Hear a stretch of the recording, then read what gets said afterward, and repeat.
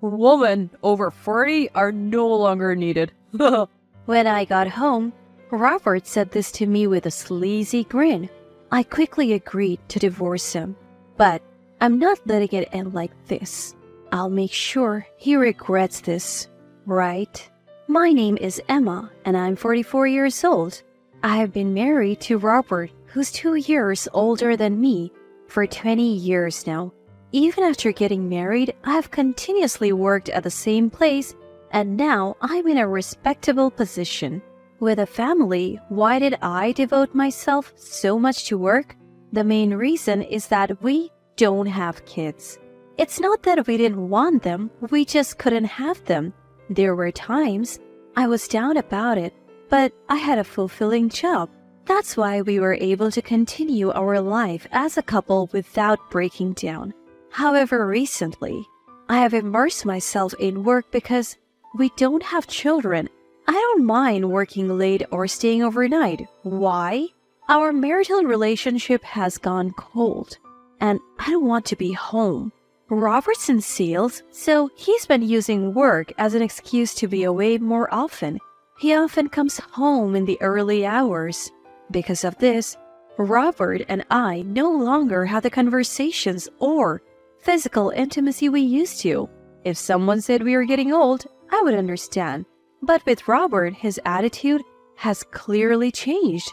It happened just the other day. When I got back from working late, there were scattered food wrappers on the table. I hate it when trash is left out, so I pointed it out to Robert, who was lying down watching TV. Robert, I always tell you to clean up after you eat, don't I? Yeah? It's not just yeah. You always say that, but never do it. Yeah. Are you even listening? You're not really responding. Yeah. This comedian is so hilarious. Fine, I'm tired. I'm going to bed. Good night. He completely ignored my good night. He used to always greet me, no matter how busy he was. I wonder what made him become so distant. Trying to talk to him only resulted in empty responses. It never felt like a real conversation. Living this Cold War with Robert, it's like we're just roommates now. Is there any meaning left in being with him? Sometimes I feel so down. Maybe I'm reaching my breaking point. Then, on one particular day, I surprisingly finished work on time without any overtime. I thought, maybe I can have dinner with Robert for once. So I went shopping and headed home. As I was cooking his favorite beef stew, Robert came home just in time. I greeted him with "Welcome home," but there was no response. His attitude frustrated me. But it's scary how you can get used to such things. I tried to shift my mood and spoke to him again. "I made your favorite beef stew tonight. Let's eat while it's hot." Mm-hmm. Can I serve it on a plate now? I also bought some baguette. Yeah. It'll be ready soon, so maybe take off your suit? No, I don't want any. Excuse me? I ate out today. Why wouldn't he say that from the start? If he ate outside, he should have informed me earlier. As I was fuming over his ambiguous answers, Robert broke the silence. I think this is a good time. I have something to tell you. Tell me. Now isn't the time. I want a divorce. What? The sudden divorce request left me frozen, still holding the pot. In response to my silence, he said again, I said divorce. Did you hear? I heard you, but are you serious? Of course, I am. Who jokes about things like this? I get it, but fortunately, we don't have any kids. At this rate, I don't know what will become of my life. Being with you will just lead to a dull ending, right? I can't stand that idea. Hey, what do you mean by that? Even you, Robert? Before I could vent my frustration, he cut me off. To be honest, I don't need a woman past her 40s anymore. What? I said I don't need her, meaning she's useless and I don't want her around. Are you serious? Who does he think he is? I might be past 40, but Robert's over 45 himself. In my growing anger, Robert smirked and said, Anyway, I want a divorce from you. I plan to have a much more fun life from here on. You are just not part of that picture. I had forgiven Robert's attitude countless times before. I genuinely believed that we got married out of love. But enough is enough. If he's going to say such things, I'll gladly get rid of this trash. With a smug look on his face, I firmly told him, Well then, that's great. I'll leave right now. Wait, what? Seeing my prompt agreement, Robert was taken aback. I'll start packing right away. Wait, Emma, why are you being so casual about this? Why not? A divorce wouldn't bother me. Huh? There's absolutely no downside for me in getting a divorce. That can't be true. Are you okay with people knowing you have been divorced? Watching him get desperate, I couldn't help but chuckle. What's so funny? Just that I don't care what others think. You don't care what others think, Emma? After the divorce, I won't have to deal with you and your issues. No daily frustrations. We don't have kids or live with our parents, and I work too. So life won't be hard, right? But seemingly upset that I so easily accepted the idea of divorce, Robert frowned. I had one more thing to tell him. Plus, why wouldn't I want a divorce when I could get compensation? What? Compensation? What are you talking about, Emma? Am I saying something odd? Just so you know, women don't just get compensation money because they're women. I know that. Compensation isn't about being male or female. I am not that naive. Then why? This guy doesn't seem to realize it yet. That I have already spent a lot of money to uncover the truth. I smiled at him and said, Well, I'll be back for the rest of my stuff. Huh? Wait! Oh, we can discuss the division of assets later, okay? No, listen. Don't worry, there's a motel near your office, and I'm thinking of moving into the apartment the company provides. So bye! Leaving those words behind, I immediately left the house.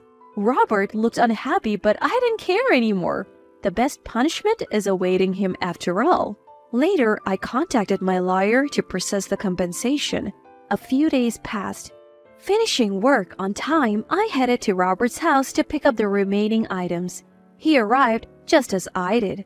The moment he saw me, he approached me angrily. Hey, Emma, what's going on? What? Keep your voice down. You're the one who's ignoring my calls. I called many times and even sent you WhatsApp messages. Why would I need to hear from someone I'm divorcing? Emma, how can you say that? With a smirk, I pointed out, Oh, maybe you're wondering how I found out about your affair? You knew? Of course. We have been married for 20 years. If you weren't going to say anything, I was thinking of divorcing you soon. That's why you hired a lawyer so quickly? Who do you think you are? Isn't it obvious? It's for the compensation. I have to get what's due to me. To that, Robert unexpectedly said, I'll pay the compensation. Really? You're more reasonable than I thought. With a sly grin, he confidently said, You knew about my affair, but did you know she's a wealthy heiress? I've heard something like that. So paying you is no big deal for me. No harm done. And hiring that fancy lawyer of yours? Must have been tough, huh? Interesting. From the way you speak, it seems you don't regret cheating at all. Of course not. I just followed my desire. We have been together for 20 years. You should be thankful. That was the moment I decided to take him down a notch. Had he shown genuine remorse or apologized even once, I might have reconsidered, but clearly, he has no intention to. Well, I have some thoughts too. Well, I understand your feelings now. I'll submit the divorce papers tomorrow. Great. I'll go to the bank tomorrow and transfer the compensation, $30,000, as your lawyer specified, okay? All right, go ahead with that. And so our divorce was finalized. Being single again, I felt an immense sense of relief and freedom. I wished I had divorced him sooner. That's how liberated I felt. Once life had settled down, I decided to visit Betty, the woman Robert has been having an affair with. I found her address through a detective agency.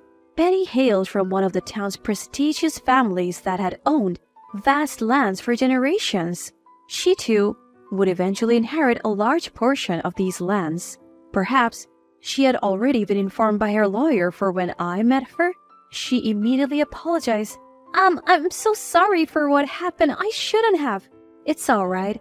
I didn't mean to barge in on you, but I need to know. Was it true about you and Robert? Yes, but I didn't know. What? I didn't know Robert was married. He told me he had been divorced and had no kids. Betty, Robert's affair partner, had apparently been involved with him without knowing he was still married.